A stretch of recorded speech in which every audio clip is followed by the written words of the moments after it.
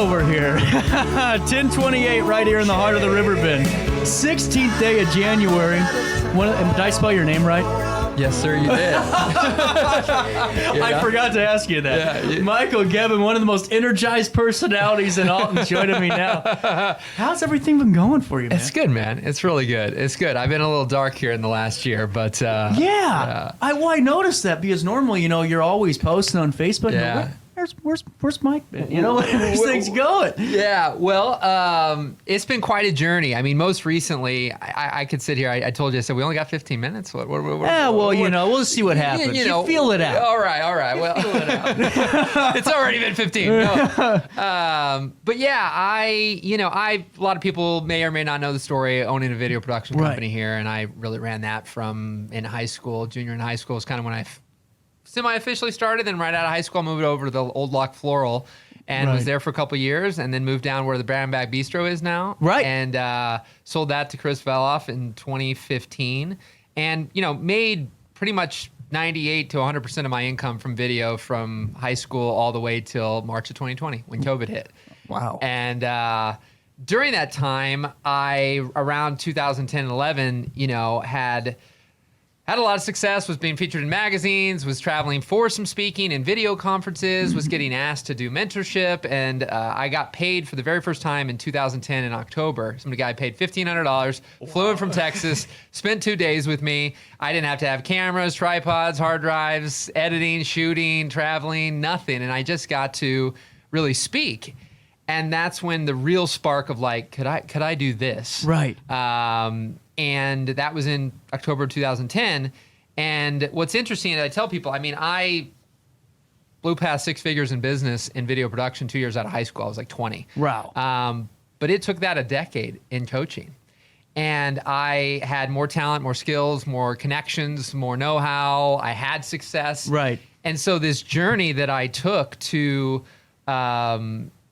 really be coaching and doing all that full time now was a very interesting journey, which has led me all over the place and really to the work that I'm doing now because, one thing I've been bringing up recently, because I probably don't even have to ask me questions because I'll be able to just here, but I sent you something with some brain scans that I got. So that's right. Yeah, I was going to segue that into it. You sent me this thing, and I'll pull it up here in a second, but you sent me basically a CAT scan of your brain. It's called a SPECT scan. A SPECT scan. See, there you go. Yeah. Specific terms. I'll pull that up here in a second, but take us through that. Okay, so what just makes you decide, all right, one day, you know what, hell with it, I'm going to get my brain scanned. Now, did they approach you? Did you approach them? How does that even work? Yeah, so this will be my first...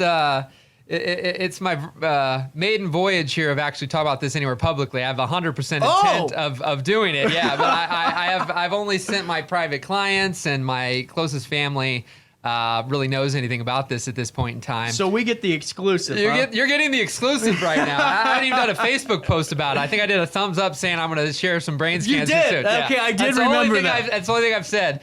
So, I've been obsessed with the mind, the body, the spirit for a long time now. But during COVID, I had been pursuing coaching. And then I was already in motion, and really I lost a bunch of work in video when COVID hit. And then I just ended up making that transition into coaching full time. And that was in March of 2020. Well, over the last few years, it's ultimately gone well. I've been doing work I love, loving what I do, loving the people I get to do it with. But last year, some things happened, and my wife's stepdad got pancreatic cancer. He passed away last September. Sorry to hear that. As you know, Yvonne from My Just Desserts passed away sporadically last summer. So there was a number of deaths and things that had happened. But I noticed there were certain things happening with me that were interesting, and some stuff came up about ADHD. Now, I always like to ask the audience, or I should say, I ask the people I'm in front of typically. We got a text line here. What their, when they just hear ADHD, what are their gut reactions to that? Right. How much knowledge do they have? How much, and a lot of the cliche I get is, oh, well, it's bad parenting, or it's a kid who's hyperactive, fidgeting, can't sit still in school. Not disciplined enough.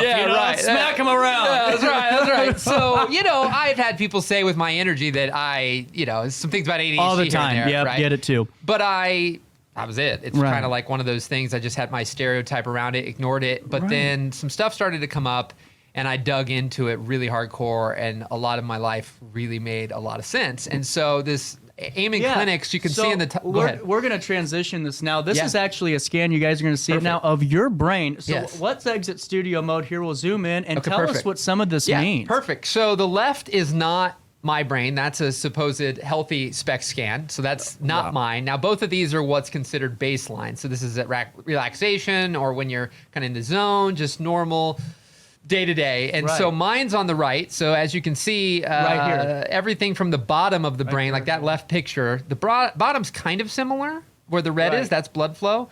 But everything in the top, there's a lot more red going on, a lot more white. That's what I'm seeing. What does that mean? So my brain's really overactive, super hyperactive inside. But if you're able to bring up the other picture, we'll do that here in a second. This is a really interesting one because what happens is I had to do 2 scans. It's with the Amen Clinics. And I got to film with this guy a few times when I was doing the video production still. But essentially, they have you do one day where you do concentration, where you're concentrating on something. They actually have a screen, and they're putting up all these letters and numbers, and you got to hit the X. Only when you hit the keyboard when you hit the X. And then you do another day where you're just at rest.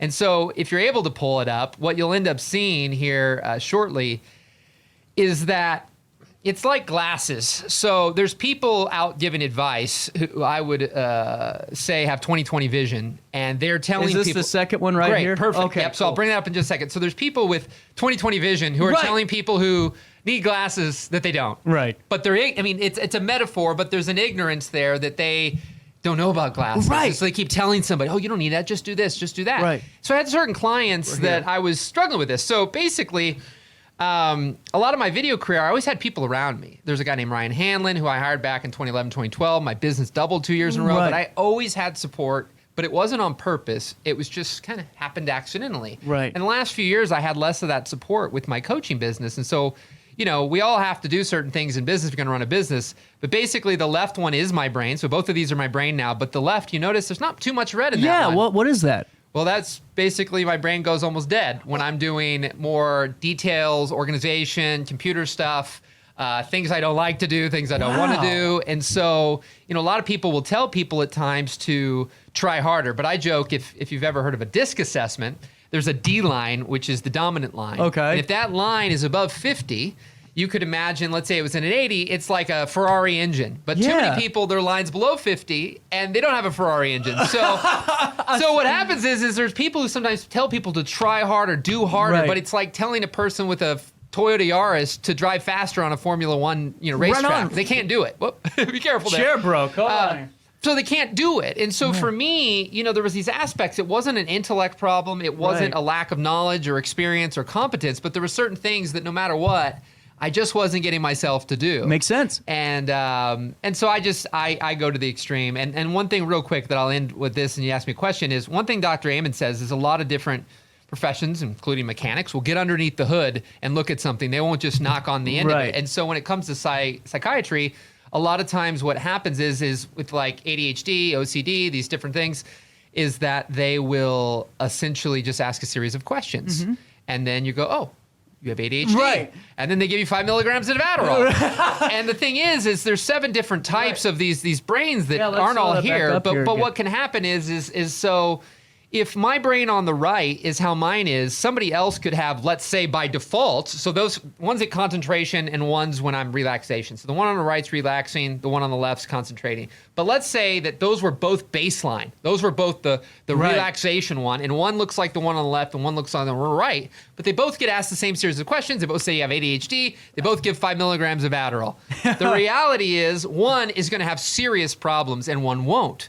But so when you're able to start to see more of what's going on underneath the hood, you can better give treatment plans. Like they're not even giving me any of that, which I don't want because they have a more holistic approach. But there's exercise, there's diet, and things like that. Well, this is so important because you're right. So many people, it's like hell, even with the depression thing, because I went through the ringer with that, with the old business and things, peaks and valleys, and they give you a piece of paper and they go, well, normally it's an 11, and anything over 11 means you're very depressed and you might die. It's like that's what the whole aspect is of it. And here's some Prozac, here's some fluoxetine, serotonin. They give you all this. but they don't, like you said, check actually underneath the hood about what's actually happening. And the thing that I'm very against in Western medicine, I mean, this is probably a different topic than anybody's ever heard me talk about, but like, I'm very against the automatic, ask some questions, here's the thing, and here's the pill. Like, sometimes that's a needed necessity in the moment, but from the long-term perspective, people aren't getting coaching, which is really the work I've been doing. And I had found, I have clients who I was finding, I focused so much on the mental, but some people had medical things going on. Right. So I had a guy who literally, if you've seen the Whitney Houston movie that just came out, a guy that I coached was the assistant editor on that. Okay. And for almost 8 years, this guy struggled to get beyond $10,000 to $15,000 a year in his production company. But yet, he always had a job, nothing to do with video. But he kept, like, what do you really want to do? He wanted to be an editor, but he kept trying to run the whole company. But here's the thing. No matter how much we work through strategy, mindset, attitude, perspective, all these things, he had very little energy because he had sleep apnea. And I didn't know that. Well, you can't get going if you want. He's got 2 hours of energy at most. He would, when I used to shoot, he'd come with me on a shoot. He'd freaking pass out at 2 o'clock in the afternoon, standing still behind a tripod. And so when he got a sleep apnea machine, all the work that we had done, combined with fixing that medical thing, boom, he was on fire. And within a few months, he quit his job, and now he's doing phenomenal. Well, and that's such a huge aspect of this, because so many times, I mean, everyone has all these ideas, and especially with, the little bit of consulting I used to do before I went into radio, it's like everyone's got $1 million idea, but it's like everyone's only got 30 minutes of focus they can utilize for, so they got something else going on. And this way, the brain scan, I mean, it's interesting to bring up because so many of us have something that, doesn't feel right or something's off. Maybe we were sleeping at 2 o'clock in the afternoon behind a tripod. I don't know. I jam them full of adrenaline, so I'm glad I wasn't on set with you. But I mean, so many of these, as for your consulting experience, I guess the best question would be, how many of these situations have you kind of stumbled upon or had brought to your attention? Well, that's the thing is the work I started to do it deeper and deeper is that I was noticing that the better that I got, there was certain people that were getting faster and faster results, but there were other ones that it didn't seem to matter what I said or did or helped them with. There were certain struggles, and then that's what happened to me this past year, where there were certain things that I just started to recognize. Then when I started studying, say, ADHD, I started to find that I felt understood in a way that I hadn't before, because there's a whole tribe of people, if you will, who, and then one of the misconceptions is that everyone has it. Well, everyone has symptoms of it because of all the things that are going on in our world right now. But it's a neurochemical imbalance in the brain. Like, there's things going on there that aren't happening on the regular. Like, I could literally have somebody back in the day help me with all my editing on a wedding video, and then package up the DVD, and it would take me 3 weeks to take it to the post office. There's a guy who, the owner of JetBlue, he said, I can put together a 20-part flight plan that's super complex, but getting me to pay my light bill, good luck. Right. And there's a lot of really neurodivergent, not neurotypical people who are running these big companies. Like, he started paperless tickets because who better than somebody who can't remember anything? Right. But like, my brother Brian, but my brother Brian has an incredible memory. And I would say I don't. But here's the thing. My brother doesn't try to remember things any more than I don't try not to remember things. So we both go watch a movie. We're both going there to enjoy it. Ask him all about the movie afterwards. He can give you every minute detail. I can't. I would have to work hard at that.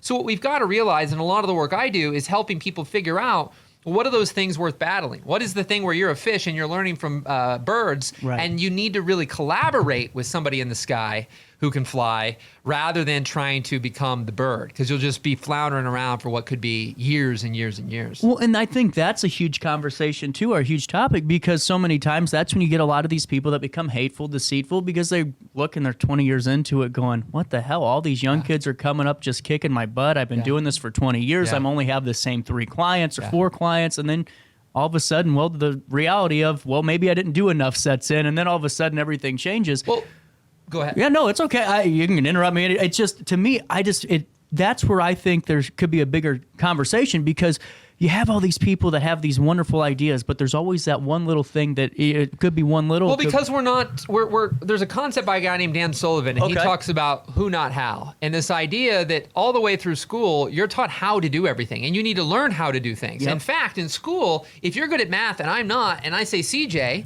will you do my math homework? What happens with that? Are you going to get in trouble? Yes. Well, yeah. Right. You might not do no. it, but I'm saying, if you did, we'd be cheaters. right? I'd be cheating. And so in entrepreneurship, that's called delegation. That's called getting help, support, collaboration. People who aren't good at things get help, but you're taught all the way through college. That's why you see some of the biggest entrepreneurs out there didn't finish high school. They didn't finish college. I mean, I got to go be with Richard Branson, who's the CEO of Virgin Airlines, Virgin Records, 300 other companies. But at the end of the day, he didn't finish high school, and he's dyslexic and has ADHD. But this idea that those kinds of people don't fit in a box, they don't fit in normal. And so people who want to be normal have to do abnormal things. They have to pound down energy drinks all day. They have to take these pills. They have to do these things because they don't fit in with normal society and normal thinking and normal ways of doing. And I, quite frankly, never fit in normal. Well, and that's the thing, because it's something I think that both you and I both have, because, you know, it's like I have to always do something. There's always something to, and everyone always looks at you side-eye going, does this guy really have to be full of energy all the time? Does he have to be a jerk? You know, all this stuff. I get it all the time. But with you, how did you kind of develop this? I mean, you're telling us about it, but no one really told you about it. What were the processes that you kind of developed? Well, I mean, it's been a decade of exploration. That's when I said, you know, it took me a decade to break through the same income levels that I did when I was a young punk kid out of high school, what the heck he was doing. And it's because I believe that, one, there's a lot of great marketing out there. So the greatest probably therapists and coaches and consultants at times are the most unknown. They're not the people who are the loudest and shouting from the rooftops on the internet. Listen to me. They're great at marketing and getting a message, but at times when you get in their programs, when you get in their trainings, like I was coaching inside of a guy's program in 2020 when COVID hit. This was right out of the gate, and this guy came in, and immediately I would become friends with people to see what they're doing, and he posted it in this wedding group. And this program I was coaching, it was $10,000, and it taught video professionals how to basically become kind of video marketers and sell recurring deals to different businesses to help run their ads and do their video. And so I just sent a picture, and he goes, am I in trouble? I said, well, you're not in trouble, but I didn't say anything. Why do you think you're in trouble? I said, but you joined a $10,000 program that has nothing to do with booking wedding videos. And he gives me a dissertation about how much him and his wife love weddings. It's their dream business, dream what they wanted to do. And then he had a but. And this is what everybody needs to listen to. The marketer was so good at programming and getting that guy to believe that weddings were not a good solution. They were not a good path. He shouldn't go down that path. They're not repeatable. They're not predictable. You have to find new clients all the time. You can't get recurring business. And so what happened is that I kept getting fired from these companies that I would help, because what would happen, if they sold everybody who was the right fit, I was rocket fuel for their rocket ship. But if you were that guy, and there's another guy paying me to coach you, then I would be considered, lying. I would have to lie, because I knew that for that guy to win, it was not going to be me pushing what he just bought, but helping him do what he wanted to do. So 9 months in, he's dibbly-dabbling with this program, made a few $1,000s, and then he lost his job, said, I have 2 months of money left. He goes, I'm going after what you've said. You've believed me. I believe in me. I'm going after weddings. Now, he did, in 5 years, 15 weddings at under $1,500 a piece. He did $140,000 that first year during the pandemic doing wedding videos. In the pandemic? 2020. Well, 2021. Wow. He spent the 2020 struggling with the thing, trying to go after what he really didn't want to do, but was convinced by the marketer. And then he went after weddings in 2021. And yet I had people who still had been doing it for 5 to 8 years and still weren't making any money during that time. So what does a guy like that, who didn't even have that much momentum in his business, all of a sudden skyrocket during a time that other people were getting decimated? What is that? And that's what I became obsessed with, because what I found is a lot of people, it's not a knowledge or information problem. I mean, that's in abundance everywhere. You can get it for cheap, free, and expensive. But a lot of times it's the self-awareness and understanding, because outside of people in wheelchairs or Down syndrome, there's only certain people who have visible things that there's something wrong. But a lot of us, we don't know what's going on inside. You can line up people of different races, religions, and colors and not know what's going and ticking inside their well, and too, Brian, I keep thinking of your brother. His brother actually refereed for my grandpa forever and loved your brother to death. Well, Michael, the thing is, I think a lot of us, I always call it the snow globe effect. Because, you see, a couple of people doing something, and eventually, you kind of find yourself in that same routine. And I think that's what we do as just people. Everyone's doing the 9 to 5, or everyone's used to getting up at 7 a.m. and going into work. We're all running on autopilot. And I mean, how are you able to kind of differentiate that with what you're doing from what everyone else is doing with videography? Because, I mean, there's still autopilot in that industry industry as well. Sure. Well, I think that because I haven't here's the thing. I trusted my gut, my heart, and my intuition when I started my production company. When people told me I couldn't succeed if I didn't go to college, here's one thing I found that I'll tell you was the difference in coaching. I actually didn't respect those people, and so therefore I made a choice to not listen. Now, some people might not respect them, but still listen because they say, you won't succeed if you don't go to college. I'll be like, well, I want to succeed. Right. So the reality is for whatever reason, and why I did that, I'll never really know, and why I chose that path. But in that path, I just kept following my gut, my heart, and my intuition. Like the thing I became known for was the same day edit. Shoot that day, edit, show it that night. Yep. And what happened is initially I didn't know what was right, wrong, shouldn't do.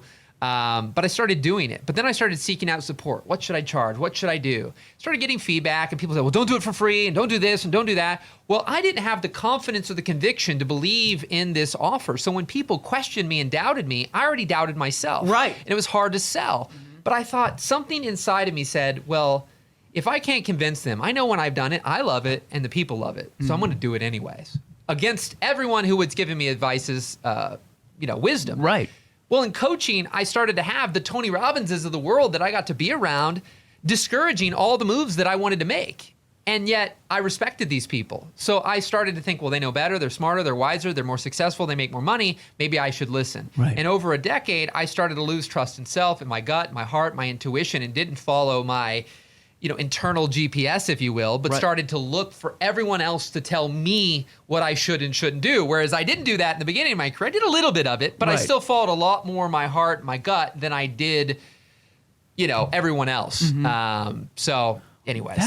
That's really incredible, but it's also a great topic because so many times when I was in between after the business, closed and I'm trying to figure out what I'm doing before I went into radio over there, people would ask me all the time and I'd help and sit down with them for a couple of minutes about businesses. And it's like, well, I started off doing this and it went really well. Let's say it was a delivery company because I had to talk with one of those. Oh, yeah, you were the one. Okay. You've done a lot of things too, man. Right. And so it's like, they would go, hey, we're doing this, but, they want us to be open all the time. But then somebody else said, no, close at 9. And it's like, well, what do you think's best? I mean, do you want to be open all the time or do you want to close at 9? What works for you? Yeah. Well, it didn't work for them though. Yeah. Well, that doesn't mean it's going to work for you, Exactly. Do you experience that a lot where somebody goes, hey, let's say it's a videographer. They go, well, the guy out in LA is charging, X, Y, and Z for 3 hours of consulting and then 4 hours of a shoot, whatever. Let me ask anyone who's listening here in regards to, we've had people come to our house who I'm friends with in super fancy places. And the reality is they'll look at our house that we live in that's about 110 grand over and off of Henry Street. And they're like, they'll say, how much was this? And I'll say, how much do you think it was? And they say, well, where we're from, this would be $750,000, $1 million bucks. And so depending on the business, sometimes location does matter. Sometimes it doesn't. Now, I've lived in Alton my entire life. People thought I moved away. I would ask my parents, when's Michael moving back? Well, I never moved anywhere. But yeah, if the Post was having an event, there might be one event a year at the Post that's a wedding that would pay me $25,000 because there's one super celebrity, super wealthy person in Alton that's going to have a wedding that can afford anybody and anything. Right. But 99% of the jobs, if I wanted to stay in Alton, Illinois, if I was doing a local business, like real estate, I'm never going to sell my house for $1 million because it's worth that in LA. Right. And so I think the problem is, but the internet, who you just had, I can't remember his last name, Larry on with Tic Tac Match. Yep. Incredible guy, but he has the internet. First of all, he's not selling anything expensive, but he has the internet at his disposal. And so for me, I use that as well. But I had people, and this is what a lot of people I think don't get. I was flown into New York, to California, to all these places. Now, were there not videographers in New York and California who were talented? And I disregarded how much people wanted Michael Gebben versus my work. But yeah, I could get $15,000 for 2 days of work in New York, in Manhattan, at an event. Then that same event here in Alton, I would have gotten $1,500 and they would have squawked at it. Right, exactly. You know what I mean? And so, but that's the thing. And comparison is a great killer of many things because just like the brain here, we do not know what's going on in that person's life. Right. And we look at things in markers of followers, likes, shares, comments, what they drive. I mean, I know so many people who are super wealthy, who are super miserable, and people who are super poor, who are super happy, and everything in between. Well, and when I still am in pro wrestling, travel to circuits doing that. And you are? Okay, cool. Oh, yeah, no, Dick Douglas. cityonthehill.org. They, I was over in Texas and just hearing my coach was in WWF and all that and traveling, Dustin Rhodes. And he said, when I had millions of dollars, that's when I was the most miserable because I had all these things at my disposal and I just kept going. It was clock in, clock out. You never enjoyed the surroundings, right? And he goes, when I lost it all, well, that's when I started feeling a lot better about myself. And what can happen to people though is they can then think you have what's called a Mimi conflict. Okay. So a person who's sitting here with those kinds of thoughts or those kinds of thoughts about rich people, there's a reason why you're still poor. Yep. Because there's a sabotage inside your brain that subconsciously is going on that has you think that if you become wealthy, you're not consciously thinking this, but if you think you're wealthy, you'll be miserable. Right. If you think wealthy people are a bunch of you-know-whats and this and that, then why would your brain want you to become that? Why would you, and your brain's doing whatever it can to keep you safe. So there's so much that I actively work on myself and my clients to raise your consciousness, raise your awareness, because otherwise, anybody ever driven somewhere and you drive to work every day, and then one day you've got to go a different path, and all of a sudden you didn't realize you just drove the same path that you did, but you didn't even know it? Like, right. You didn't turn right when you knew you needed to turn right. But that's because there's this autopilot. I'll give one quick story about this backwards bike. This guy had this 20 million views on a video. It's probably got more than that now. But he made a bike, and everything about the bike looked normal. Turn left, though, it goes right. Turn right, it goes left. But everything, once you're riding the bike, looks normal. Well, his son was about 6 years old, been riding the bike for about 3 years. It only took about, 3 or 4 weeks of daily practice for his son to ride this bike. But the dad, who was in his 40s, took 9 months of daily practice before he could ride that bike. Because just like me moving my hands, walking, talking, eating, chewing, biking, there's certain things that if you had to relearn that every day, it'd be a nightmare. Exactly. And so our brain gets hardwired, and so people who have habitually thought certain thoughts, when they're in their 30s, 40s, 50s, it gets really hard to break those cycles. It's so true, and that's actually a huge component in youth sports and everything, being in the academy programs with soccer and you're going all over. That was one thing that actually caused a whole other bout of mental distress itself, because they're going, well, you got to learn the right habits, because if you learn them wrong, you aren't going to be able to unlearn them. So you're going, oh my God, what's right, what's wrong? You know what I'm saying? At that time, there's such an urgency and intensity to win a national title in 6 months. They don't care how you feel in 2 years. They care how you feel in 6 months and getting it right. I got a question for you. We got about 5 minutes left. Okay. There's so many people, you hit on it earlier, where it seems like, you're kicking butt, taking it, you're doing everything the right way, you're getting all this great feedback, but the people that, you might consider competitors are doing better financially short term because, and you're going, what the hell? Everyone's saying that I'm the better service, I'm the better this, I'm the better that, but they're doing better financially, so therefore, in the public opinion world, they're technically doing better than I am. Okay. You've had to experience this like 80,000 times a day. What's your number one, kind of breakdown on that? How do you talk with your, your mentees? Well, the reality is we really don't know the truth of people's lives. I had one guy who had an $80 million real estate business that I was dealing with, and he was having all these inner issues, and he was then saying all this stuff about the guy in the office above him. It was at 150 million. And it's like, so what's the measure here though? Because if it's just simply by metrics, well then sure, on certain levels, people may be doing better. But here's what I can tell you with a lot of creatives that I work with, there's kind of 3 cycles here. I see people who their mindset and their internal everything is chaos and a mess and very negative. They're very negative people, and it's terrible not to be around. them, but they are extremely talented. Then I see the flip side, which is they're not very talented, but their mental game is pretty strong. And then there's people who have both. Right. Now, which ones do you think? So again, we've got people really externally talented, but internally they're not confident, they don't believe in themselves, anything else. Then you've got the not super talented, not as talented as this other guy, but they're really confident in the end. Which one of those two do you think makes more money? The one that's more confident, right? 99% of the time. Yeah, that's what I was going to ask you. Because it's only by luck and chance that the person who, because what will happen is who you're being as a person. If I am being a person who is not confident, like for example, the same day edit, well, wouldn't a video be better if you had more than 2 hours? Of course. I got asked it all the time. Or why would we want to do that? Well, when I wasn't confident, I would give into that. I would say, well, and I kind of hem and haw, maybes and this and that. And so most people would not pay me extra money to do it. Now, I didn't get a better car, a better building, a better gear, a better edits, better shoots, better anything. And when that question was given to me when I shifted my internal, well, I can't speak for other people. I don't know if they need 2 weeks, 2 months, or 2 years to make a great video. But when I do a same day edit, it is the best video that I make. Absolutely. Now, do you want the person who's like, maybe, because I'm saying pay me money for something that may or may not be as good. Except for when I'm saying, this is the way I make my best video. So would you rather me do it not the way how I make my best? And so that's when I've exploded. That's when others, when you can combine the talent with the mindset, it's game over.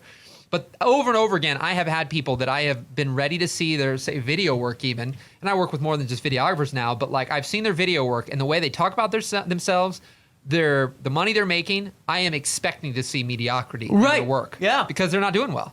And then I look and I'm like, God, I would hire you. You're freaking amazing. And that helps them. But like, it is that shift. When people can make that shift, it changes the game. But too many people, you think about it. If you're planting watermelon seeds, do you expect apples to pop up?